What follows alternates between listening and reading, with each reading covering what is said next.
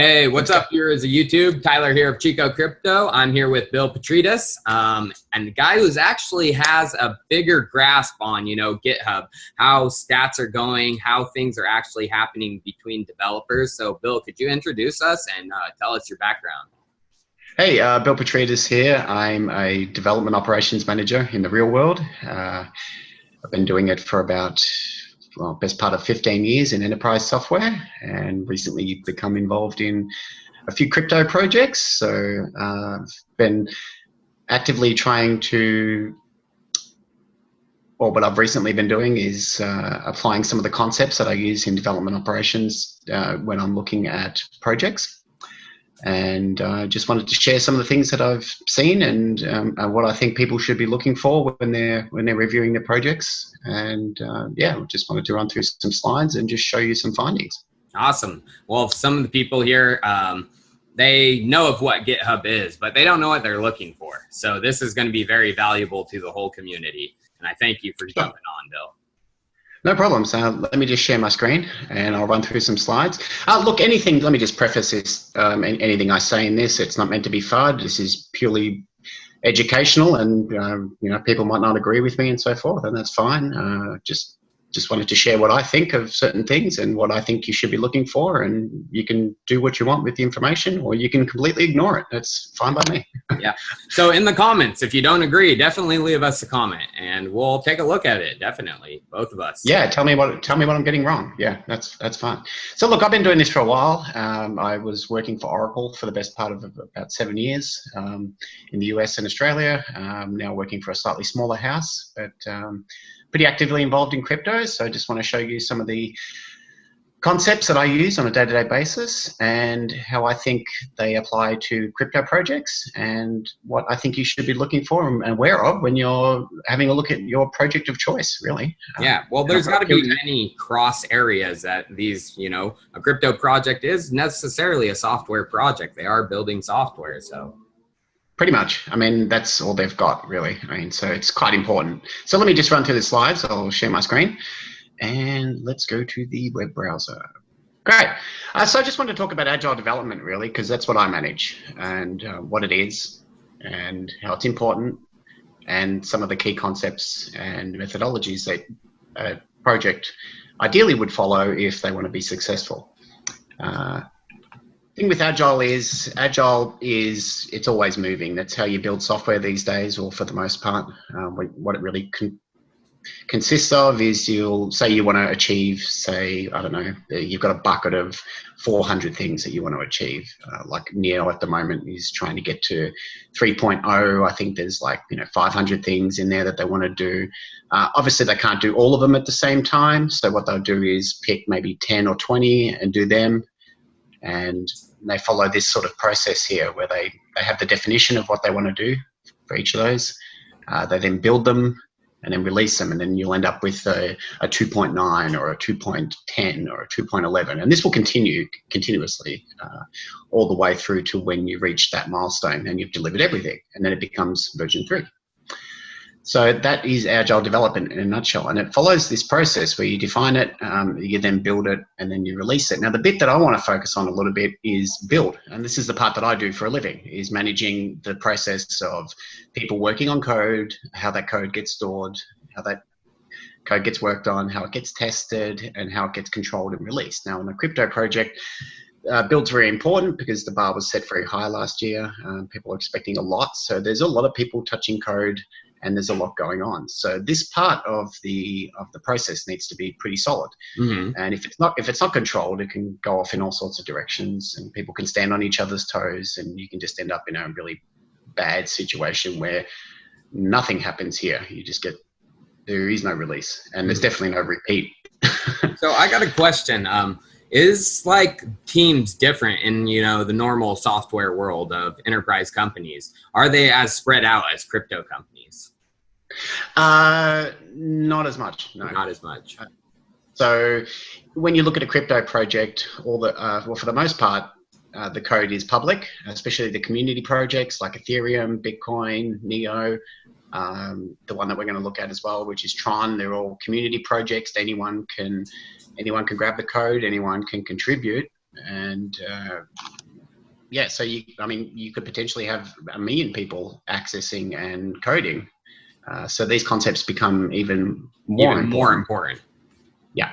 So in the enterprise world, it all depends, right? I mean, you can have projects where there's 1 or 2 people, or just a handful of people, and they don't necessarily, they may all have worked together, they may know each other, they might have a good working relationship, they might not necessarily adhere to strict code control methodologies as much as a team that's, say, 30 or 40 people that's working in different time zones. You've got, I can just tell you from my personal experience, I've got guys in the United States, I've got guys in India, I've got guys in Croatia, and I've got some guys in Australia. So, and we all touch the code at the same time. So this actually became a real big problem for us. Okay. Because we had different people touching the code at different times, and we were not meeting our targets. So yeah, we really had to clamp down on the development methodology. And I think that same concept of different people in different time zones all touching the code at the same time is even more important on a crypto project, because it's exactly the same thing. Mm-hmm. And look, not all projects will follow an agile methodology that I'm showing you here. Some follow what's called waterfall, where they don't release anything until it's all done. But that's becoming less and less popular, and you don't really get much return on investment when you go down that path.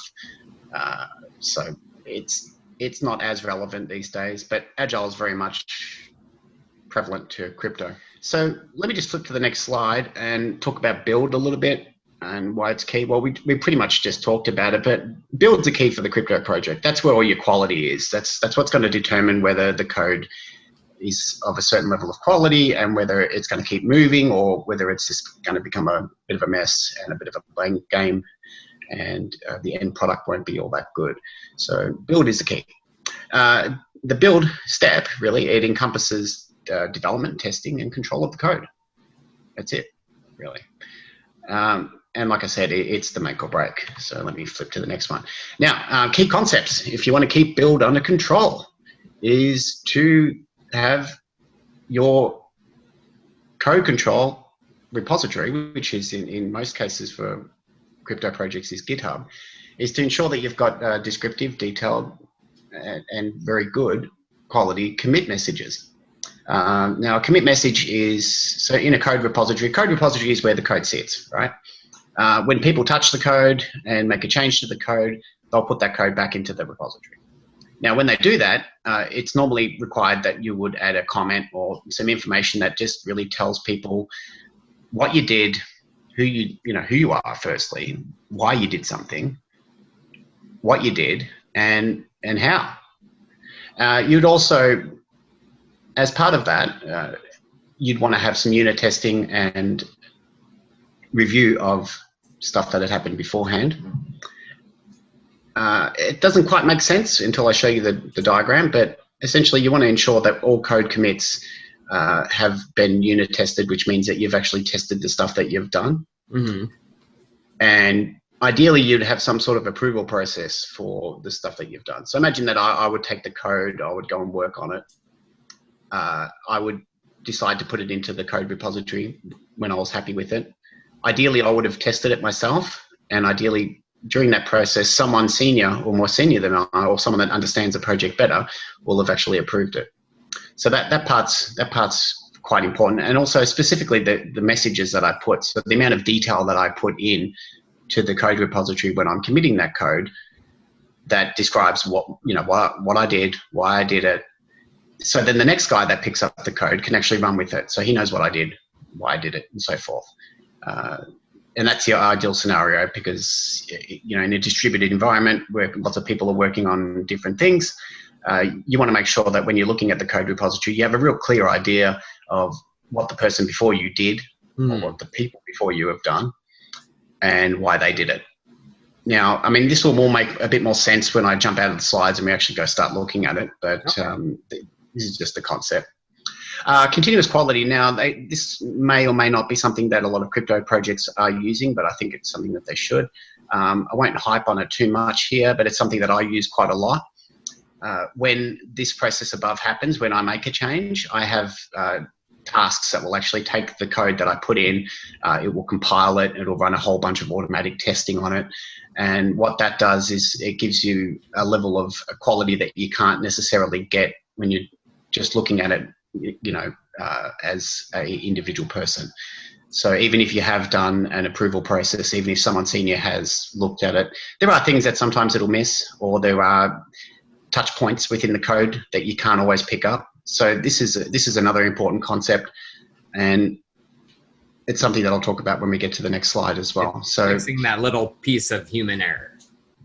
Yeah, that's it. Taking the taking the fingers out of the equation. I've got some interesting terminology for people's fingers in certain situations, but it's taking that human element out and actually running some automated tests. So that's quite important. Not necessarily sure whether most crypto projects do it, but they really should. And because that does give you a level of quality that you can't otherwise ascertain manually. Mm-hmm. So look, I mean, why this stuff's important? Well, it's really just to ensure that the code is never broken and is of a level of quality. So when you go to take that code and work on it, that you're not working on broken code. Mm-hmm. It's also to keep track of what's happened, right? So if you want to work on something, you need to know what's happening, where that code is in a particular point in time. You need to know what happened prior to you touching it. You need to get a really clear idea of where that's at, especially if you're new. I mean, if you come on day one, you need to know exactly where that's at. Otherwise, you're going to be too afraid to touch it. So the better. It's kind of like telling a story almost, It's adding a page to the story, Hey, I messed this unvisual part, you can't see it like building pipes, I used some coding knowledge and I added a page to the story. So what did I just add? It's like almost summary. Yeah, that's exactly what it is. So I mean, before you touch it, and this, you want to know what's happened. Where the story's at. You're up to chapter 5, and what happened in chapter 4. Yep. Otherwise you're gonna struggle to participate in the writing of chapter 6. Right? Yep. I mean, you need that story. And it becomes more and more important when you've got different people working on it, and they all might be in different parts of the world. So yeah, the information that's stored in the code repository up here in the commit messages is very important. And we'll look at some of that when we go into the next few slides and when I jump out to an internet browser. But it also, the better the story, like you said, the better the commit messages, the better the information that's out there, the less resistant new people are going to be to wanting to touch it. Right? So if they can look at something and get a real clear idea about where it's at, what the challenges are, and what they're dealing with, they're going to be more eager to get involved than, say, when they look at a code repository that doesn't necessarily have the best story, doesn't have the good commit messages and control.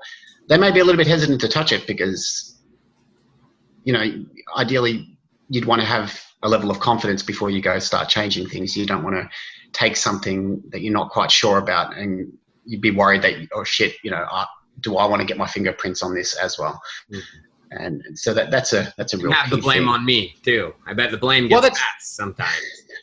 Well, that's exactly what happens.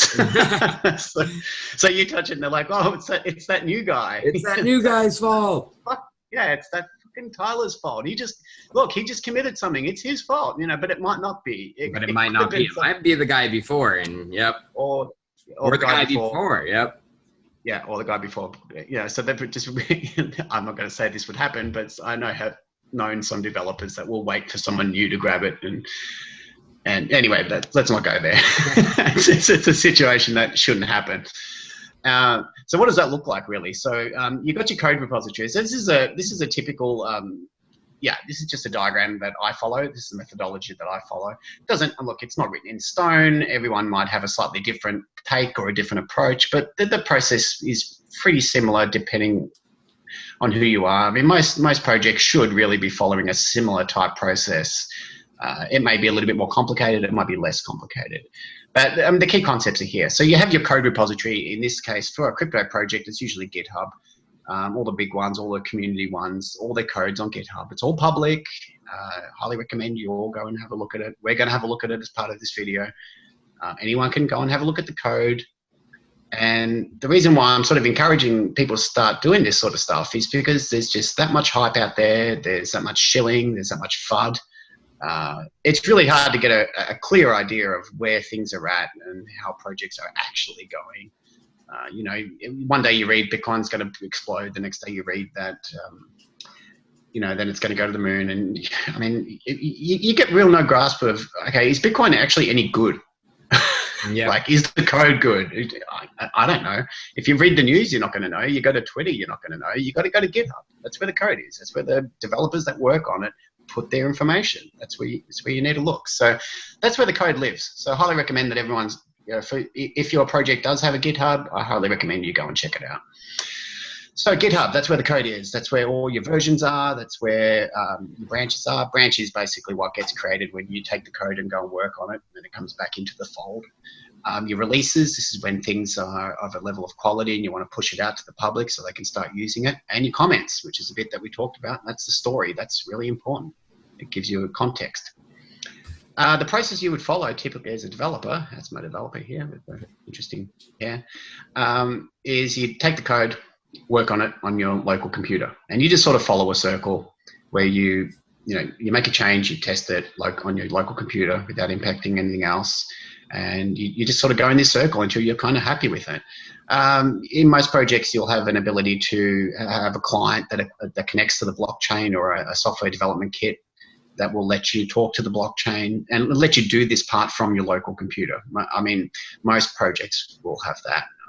I know Neo does, Bitcoin does, Ethereum. I mean, they all have it, right? They all have the ability to do some coding locally on your computer. Then you get to a point where you're kind of happy with it here, but you need to sort of flesh it out a little bit more. You put it out to some kind of test environment. It doesn't really matter what it is, but it's something that's live, that might be actually on the blockchain, like a test or a test network. So you would put the code out there and take a look at it, see if it's any good or not. And then you follow the same sort of circle, make sure it's okay. So say you've tested it out, you then get to this point here where you want a peer review or a review from a dev lead or someone a bit more senior that can actually look at what you did. If they're happy with it, you put the code back in the repository and you put your comments in and all the information about why you touched something, when, what did you fix, how did you fix it. And what also happens in GitHub too is, and we'll have a look at this, is people will also comment on the stuff that you've put in, give suggestions. You might get rejected. It could open the discussion even further. And this is the real crux of a community project. So the information that's kept in here is very important. And I highly recommend that anyone, when looking at a project, would take a look at how. Yeah, take a look at it. Have a look at after this video, especially after what you guys learned. Definitely look into GitHub at some of your favorite projects and see if they're doing some things that Bill is about to show us. Yep, exactly. And you'll get a good feel of who's actually working on this project, whether they're talking, whether they're working well together, or whether it's just people putting code in and not really talking or not really helping each other out. It gives you a good feel for what sort of community you're actually a part of here. And the good thing about GitHub is anyone can contribute to it. I mean, I like Neo, but I have my issues with Neo, and I bitch about that all the time.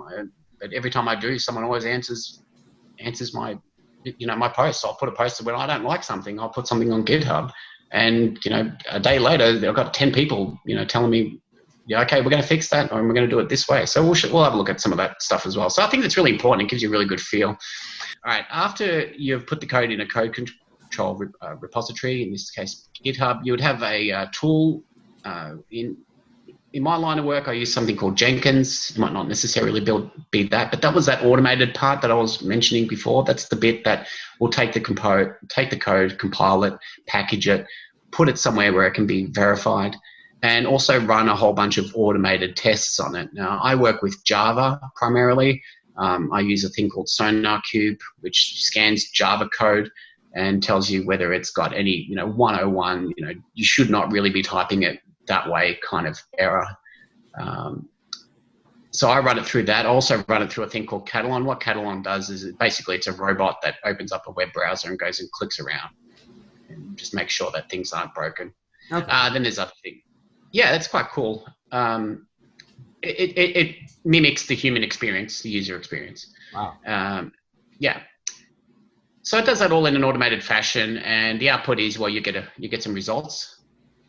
If they're good, you keep going. If they're bad, you go back. Yeah, you. And worst case scenario, pretty much, you don't have to do the whole process. Not the whole thing, but you know, you have to go see what's wrong, and then could it eventually go back though?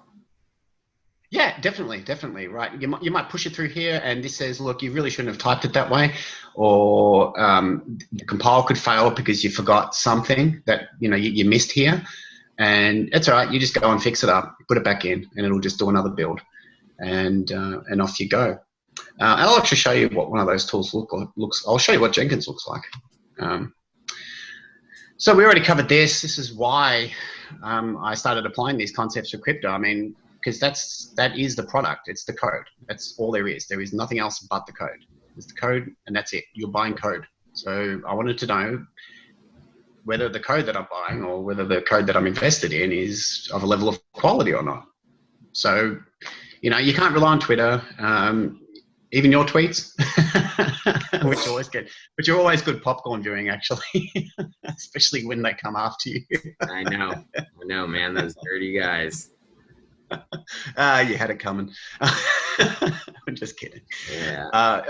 But look, you can't rely on Twitter, right? You can't rely on Telegram because everyone's got their own agenda. Everyone wants to push whatever it is that they're holding. So like, I'm going to be completely unbiased in this, and anything that I've looked at here is really just, all I've done is pulled code, had a look at it, and put it through some of those tools. So let's go have a look at some of the ones that I looked at. Now, I looked at Bitcoin because it was just an obvious one. And then I also, well, I've got Neo up on the screen. I haven't ran that through any automated scans yet. And I also took a look at Tron, because Tron sort of intrigued me, because I'm a Java guy, and Tron is written in Java, and there's a lot of hype going around about it, right? It's going to be faster than everything else, and it's going to be better than everything else. It's going to make Neo redundant. It's going to make Ethereum redundant. So I'm like, shit, I really want to go check this out, right? So I use that as part of the exercise. And I've got some findings, and just thought I'd share them. I mean, none of this is meant to be FUD or anything. This is just purely analytical. So anyone can do what I did. I only did it yesterday. So anyone can do it. So I'll just jump out of the slides. Yeah. Okay, let's go have a look at Bitcoin first. All right, so I'm in Bitcoin's GitHub right now. This is public, guys. Anyone can go and have a look at that. And this has a record of anyone that's ever touched Bitcoin since it was invented, right? So this is a list of every time it's changed. And you can see and when I was referring to comments, you can see for every one of these changes that there's a lot of information here. So every time someone's gone and changed Bitcoin, you can click in it and go and have a look at what they did, who did it. Okay, so this one, 14636, it's 10 years old. That's how many times these things change. This is how old this thing is, right? And you get a clear idea when you look at this that this guy, Russell Yanofsky from New York, did this, right? And then Marco came and helped him a little bit. Then someone called Practical Swift got involved a little bit. Someone's having a look at, they've got a bot here, it looks like, that's looking for conflicts. There's some comments, there's a few, I mean, there's a lot of information here, right? If I was to pick this up and work with it the next day, I'm going to know exactly what happened in this, right? And there's just a lot of information here, right? So it gives me a lot of confidence looking at this. Just from the level of detail, too. Yeah, exactly. This gives me a fair bit of confidence, right? If I was to look at that and think, okay, right, this community really knows what they're doing, and they're really taking the time to put useful information when they put their code in, specifically to help the next person along and make sure that the Bitcoin train keeps moving. You can see here, I mean, like every time I click on one of these, this is like bedtime reading, but if you're a developer, you want to see this shit. It's very important. I mean, you don't necessarily have to understand even to what they're talking to. You can just see from the level of detail and the amount of people that it's going well. Exactly. That's exactly what's happening. So that's Bitcoin. I'll just grab Neo's GitHub. Why not? because I'm fairly involved with Neo projects, and you can see that with Neo as well. I mean, I even raise issues on Neo. This is one the spam attack. Yeah, that was really giving me the shits, right? So giving everyone the shits. Well, yeah, but you know what? Unless you get on here and talk about it, no one's going to do anything about it. And you know what was interesting too? It was by a Neo project spamming because of their Neo name coins. Yeah, I got how many CGAS did you get? I got I haven't even checked actually. I got 0.006, and I'm on some of the Neo Telegram forums, and I'm like, oh my God. I would have paid for that not to happen. Yep. So anyway, look, I had a whinge about this on GitHub, and look, I felt like the whole community gave me a hug.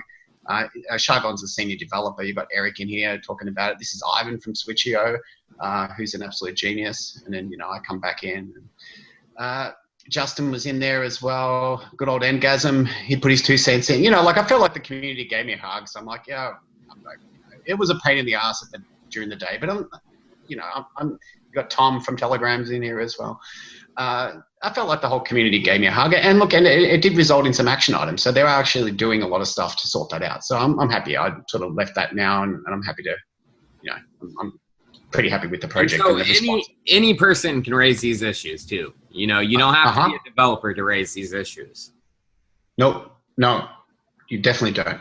If you've got a good idea, and they don't even have to be issues, right? If you've got an idea on how the code can be better or what they should be doing differently or whatever, just put it in here.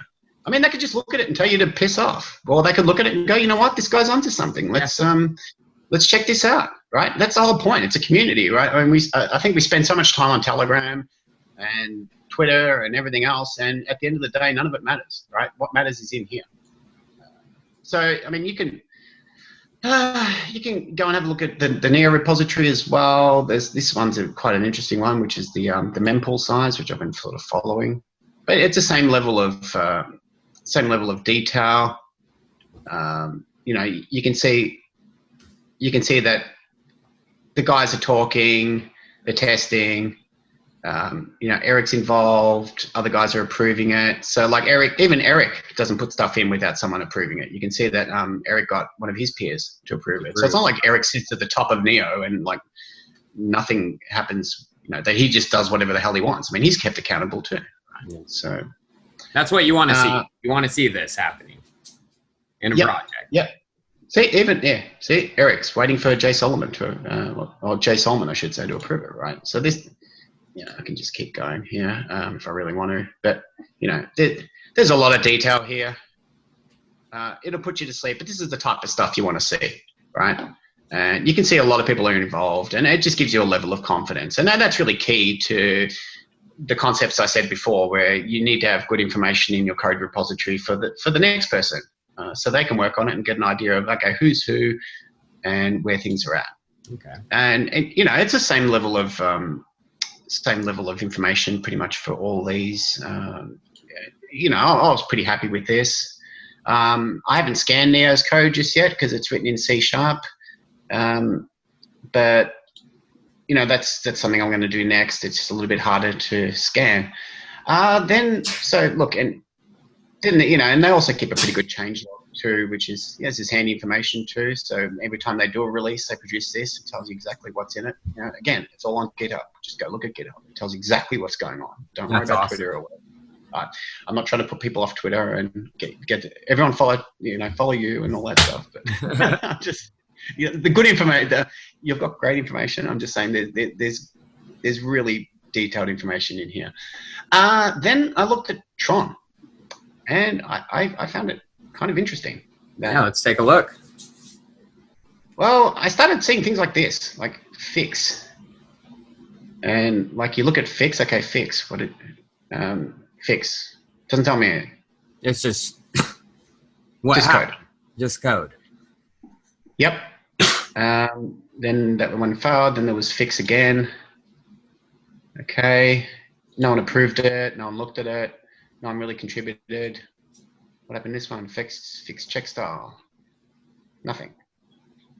I mean, I can see that he changed code, right? But I'd pretty much have to guess about why. if I was a developer here. So,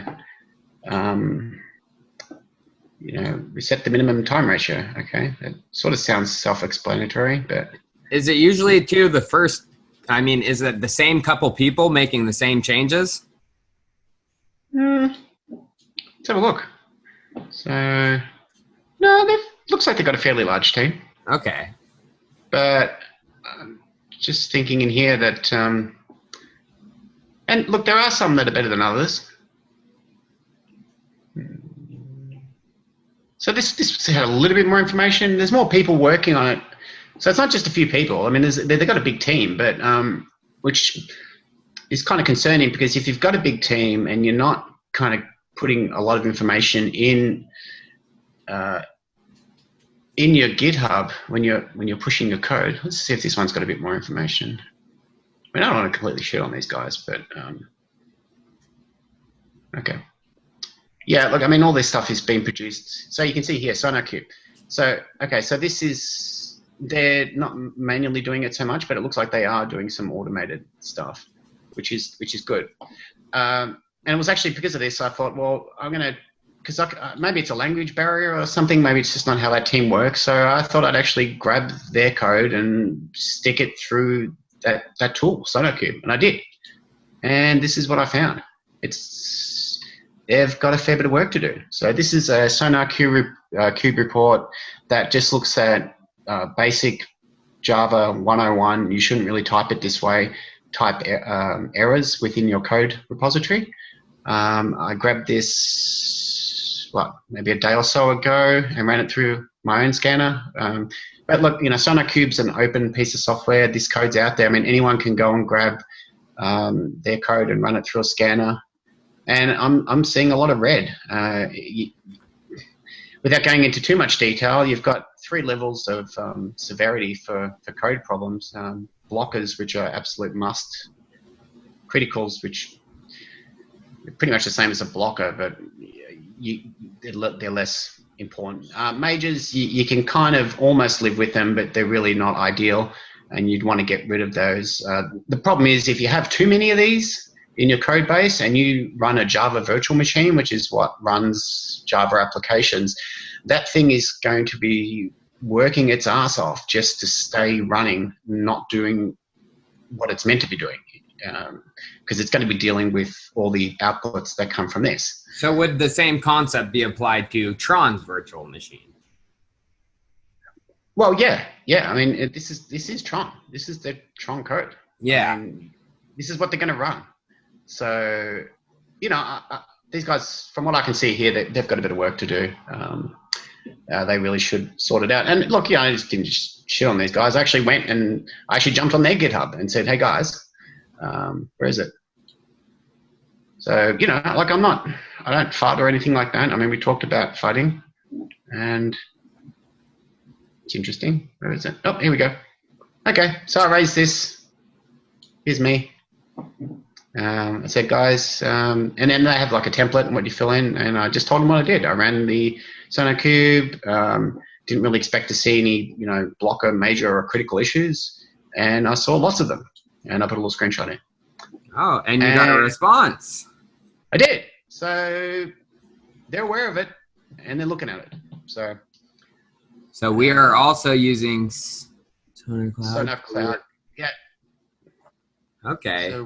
So we are continuous improving the quality of code. Okay, so look, that's just a bit of grammar there, but that's fine. Yeah. So I mean, you could actually test this. So I mean, give them a couple weeks, 3 weeks, and then run Sonarqube again. And if it's the same amount of, majors, blockers, and everything, criticals, and even if it went up, it means they're not continuously improving their code. Yeah. So we'll check. I think we should probably do a check back. So.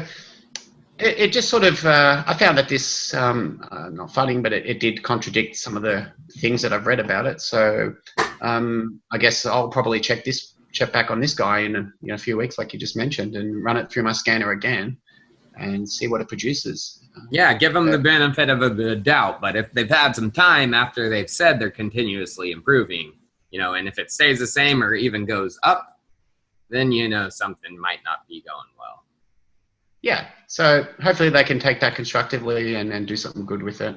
So the key thing to look at here, guys, is really, I'm just sort of encourage everyone to really get into the GitHub for your project if it has one. Have a look at this sort of stuff, because it does really give you a good feel for where things are at and the level of quality. Because even, I mean, I did some rough sums, and this actually gives you the amount of effort involved to sort this stuff out. You've got, how many, 800 says, oh geez, there's a few, it's almost up to 4,000, right? So each one of these has a little bit of effort assigned to it. So someone's literally got to go into each one of these and spend 30 minutes on each one. And I mean, this tool's quite handy. It actually tells you how to fix it, what you should be doing instead. But someone's going to have to go through all that code. And that's not including, you know, that's just the manual labor. That's not the testing and then retesting that they may have to do. No. I mean, you got to go through, if you're doing it right, you got to go through that process again. Yeah, that you showed, that exact process. So for every one of those changes that I mentioned before in the GitHub, you know, you've got close to 4,000 there. That's 4,000 that are going to need to go through this process if they want to make sure that they don't create more of them. So they've got a bit of work to do. I mean, it's not fun. It's just, I'm looking at it, right? It's right here. And that's what you see. I mean, yep. And we're not saying they can't do it either, you know? No, it's just, they do have a uphill battle ahead of them. Yeah, they've got work to do. They've got a lot of work to do. So I think it's encouraging that they did respond to my GitHub, and I highly encourage all people to, when you see something with your project that you like and you see something that you're not quite sure about or you don't like, highly recommend that you go and raise it and talk to the guys working on it, because that's your best conduit. Well, you're planning on doing some more code. You said you were planning on doing Neos, but C# it was. Yeah, I was going to scan that next. I've just got to set up the scanning environment's a little bit different, so I've got a few people to ask. It just takes time to set it up. So yeah, I was going to scan Neo. I think I want to scan Elastos as well, because that's C++ and there's some good scanners out for that. I've just got to find the time to do it. So when I do it, maybe we can have another session and definitely. I can't wait to have you on more, Bill. And you know, we'll take a look at a lot of projects. You know, VeChain is one I have been wanting to take a look in because everyone thinks their code is masterful. But wow, yeah, I haven't looked at that one yet. They do have a GitHub, I think. Yes, they do have a GitHub, and there's a website called CryptoCodeWatch.com. And you can check out, you know, how many commits and things go through. And VeChain was very, very low.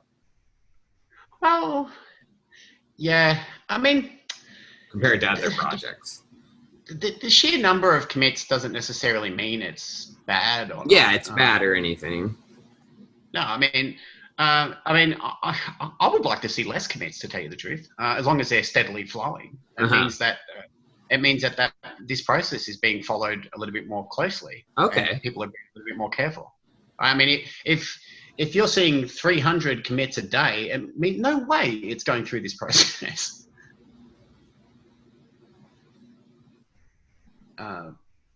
So yeah, I mean, yeah, we can check this out. I've got to check. Yeah, not a massive amount of information on it. So there was yeah, I'm not seeing the same level of info. That's just code. Yeah. I mean, look, you know, anyone can do what I'm doing right now. I mean, it's here. Just go and look at it. I haven't looked at their code, haven't run it through a scanner, so. Oh yeah, there's no calls you can make, but if just from initial, this is like the initial look. You know, when you don't see comments and you don't see those things that people should be following, you know, it just gives you an idea of what's going on with the community. Yeah, I do notice they are approving them though. Maybe they're just not putting the comments publicly. I'm not really sure, but someone is approving it, so they may be following some process. So there is a process being followed. Looks like it, yeah. Yeah, just not that much public information about what's happening. I don't know whether that's by design or not. Not really sure. Not on that project. So, and actually, that was quite old. Well, another day we will get a final, more clear picture of it. Hopefully, you're down the road. Okay, I'm not sure I want to poke that hornet's nest, but I saw where it got. They are some bulls, but you know, just. I'll take a look. Look, doesn't look like a whole heap's changed in the last since 14 days ago. So and look, there's not a whole heap of information. So maybe they're just keeping their cards close to their chest. I'm not too sure. But you know, anyone can go and have a look at this stuff. So highly recommend you do. So that's just their Thor branch. Where's their? Oh, look, I got it. Let's take this one offline, right? So I need to look at it in a bit more detail, and I mean it takes time to do this stuff, right? You've got to go look at it. You know, and I don't understand too much about how their code all fits together as well by just sort of clicking in here. It doesn't really. Well, I guess you get actually. What am I talking about? Sorry, I'll take that back. It does actually give me a lot of information. It's written in C, and this is how I get it going. Good. Okay, well, I should be able to scan this. There's info here. So it may just be that they're just not communicating publicly too much, which, I mean, is this an open source project? Yes. I don't really know much. Yes, it is. It's supposed to have the apps built on top. Okay. Yeah, I mean, you'd hope that an open source would be a little bit more like... Yeah, a little bit more chatty, you would think. You'd hope so, yeah. I mean, you'd want to see sort of conversations and you know, the type of stuff that we saw before between different people. Not every example is going to be perfect, but, you know, you want to... I mean, that's a bad commit from Neo there, but... let's have a look at one of the bigger ones, one of the bigger tickets, which is this mempool thing, which just keeps going. You know, and you can see that there's a lot of discussion because this one particular issue is going to impact a lot of people, right? So you'd want to see a lot of discussion about that one because that's going to have a lot of flow-on effects. Didn't necessarily see as much of that here, and definitely didn't see it in Tron either. So. Be interesting to scan this one as well. See if I can scan it to begin with, because it's C. But I mean, everything's scannable. It's just you need to have the right tools and know how to do it. Know how too. Well, I can do it. It just takes time, and I can get the right tools. Are you still there? Yep, I'm here. I lost you for a second. Yeah, well, I'm in sunny North Queensland. I did have the backdrop, but. There's a really nice background once you open those drapes back there. But as soon as I do it, it's gonna light. Yeah. All right. Well, Bill, I appreciate your time. What was that? When are you coming down? When are you coming down here? Oh, I mean, I want to make an Australia trip so bad. I'm planning on traveling soon. I actually talked to Travela, and we might be doing a type of maybe video here soon for Travela, so hopefully they'll be flying me out to Australia. Oh, okay. So that was the guys have talked to you as well, have they? Okay, nice. Yeah. Nice. I've got a fair bit to do with that project as well, just at a community level. I don't do anything hands-on, but I'm an admin on so many freaking TGs out there. So if you see me out there, guys, just cut me a break. I mean, I got a lot of shit, so I just try to help for the most part. So if you see me out on TG, you see Bill P, that's me. Just cut me a break. I'm trying. Hey, well, we all appreciate your work. I mean, this stuff is invaluable. I mean, to the community. People, I mean, before this video probably had no idea what they're looking for in GitHubs, but now people have an idea, even if they don't have the developer background. Yeah. I mean, you don't need to understand it. I mean, I don't understand half of it. I'm not working on it, right? But I click in there and I can see that the people are talking and things are getting approved and things like that. And then that gives me a level of confidence. It means that, you know, the guys working on it are working together. Yep, in all community projects, they need that team. They need that good flow of code going through. They don't need the hiccups that stand still for 6 months, you know? No, this market's not particularly forgiving, really. No, not at all. Watch my portfolio go down the toilet. If someone told me Neo was going to be $16 right now, I would have been like, you know, if someone could tell me that, you know, 6 months or 8 months, 9 months ago, that would have been freaking awesome. You would have been, yeah. Anyway, we live and we learn. Don't get in over your head, I guess. Exactly. We live and we learn. Mm-hmm. Well, I mean, here's a trick, right? If you figure out a way to make it better, or you can think of something to make it better, or whatever, just jump on the GitHub, put it in. You know, if you have an idea that you think's going to be good or will help the community, just stick it in here. This is where you put it, and you know, someone will pick it up and they'll run with it. You know, it doesn't guarantee that your idea is going to. I mean, you really shouldn't flood this thing as well. You know, have a good think about what you're going to put, but.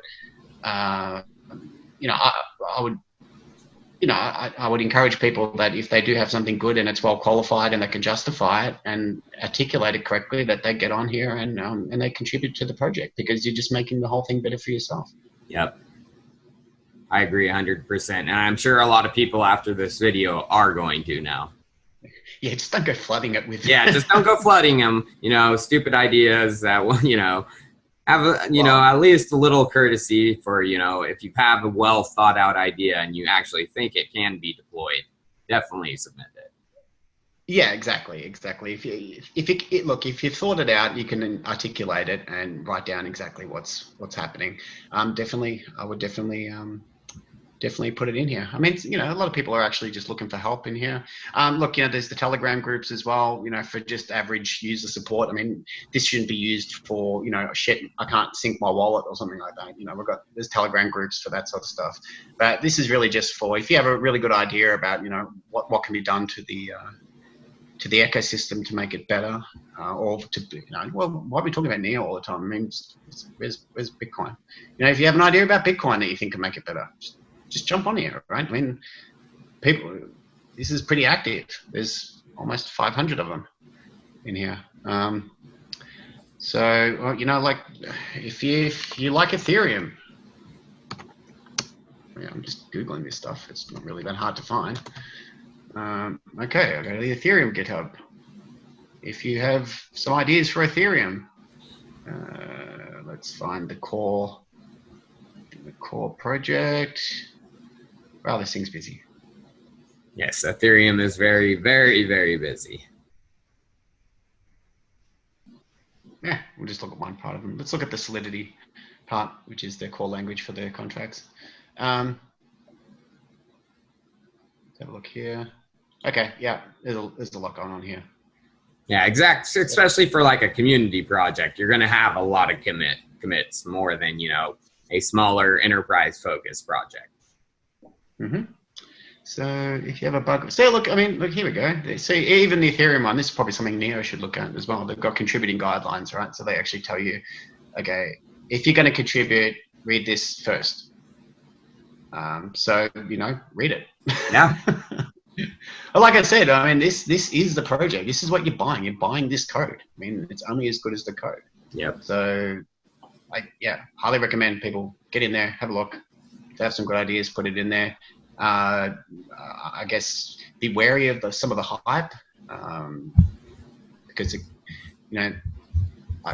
from what I've heard on Twitter and stuff, and what I've seen, especially in regards to Tron, what I've seen in their code control, they would sort of seem to contradict each other. I mean, if this thing's going to be better than a million times faster than Neo, a million times faster than Ethereum, and better than everything else, and everything's going to be redundant, then I would kind of expect that when I go in there that the code control would have some good comments and I wouldn't be seeing all these errors. So it would just seem to contradict itself a little bit. So, and that's purely objective. I'm only looking at their code. I have no opinion. I've even tried to help. Right, so I did put a ticket in for them to go and have a look at this stuff. So it's not like I'm just shitting on these guys. I'm actually saying, hey guys, go and check this out. It's worth looking at. So we should probably check back in a couple of weeks and see where they're at. Yes, we will. We will make sure to do that. We'll bring back hopefully a new, different project, and then we'll definitely take a look right back and see if they've improved on this. Cool. Hopefully I have some scanning results on some of these other projects as well. Yeah, I hope so too, Bill. Well, I appreciate you coming on the channel. I'm sure everyone else does. This, like I said, this is information that most people don't know, so everyone's going to take it to their head and hopefully to their heart. Good. Well, I'm always happy to help out. I love crypto, and this was great. And look, I appreciate you taking the time to talk to me, dude. Of course, no problem. It's always a pleasure to have, you know, different fast faucets of knowledge. You know, I've had investors on, I've had the projects on. Now, what about a guy who actually does this for a living? You know, goes through these types of things. So it's awesome to have you. No worries, man. I mean, that's what I do. I'm just code police at the moment for my own guys, right? So, and look, they get stuff wrong all the time, but you know, I'm there to sort of pick up on it. And you know what? If they did get it right all the time, I wouldn't have a job. So you know, keep stuffing it up, guys. Keep breaking it. Keep breaking. All right. All right. Dude. All right, Bill. Well, yeah, it's been a pleasure, and enjoy the rest of your afternoon. Okay, mate. See ya. All right, see ya.